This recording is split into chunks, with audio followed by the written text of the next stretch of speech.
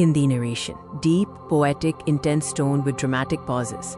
सदियों से बहती, पहाड़ों से उतरती एक कहानी है जो गंगा की सहयात्री यमुना की जुबानी है।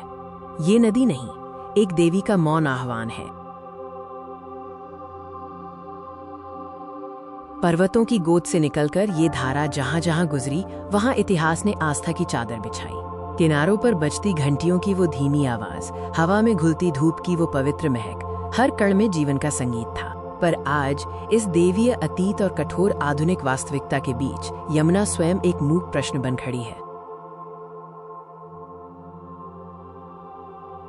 उस युग में ये केवल जलधारा नहीं थी, ये कालिंदी सूर्यपुत्री एक जीवनदायिनी देवी के रूप में पूजी जाती थी। वृंदावन की गलियों से गुजरती ये वही यमुना है जो राधा कृष्ण की प्रेम लीलाओं की साक्षी बनी। ये पवित्रता, ये सौम्यता इतिहास के पन्नों में सुनहरे अक्षरों से लिखी गई थी।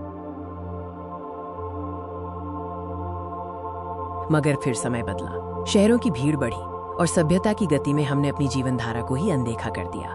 आज यमुना का पानी बहता नहीं, थमता है, काले जहर की तरह।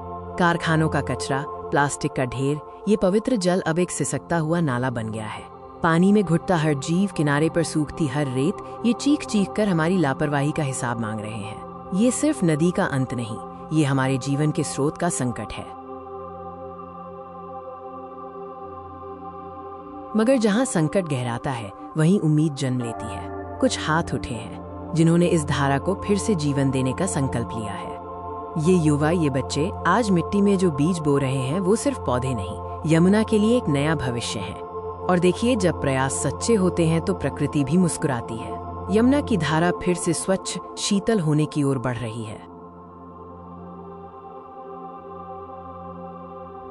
यमुना, एक देवी, एक माँ, एक इतिहास। उसका भविष्य अब हमारे हाथों में है।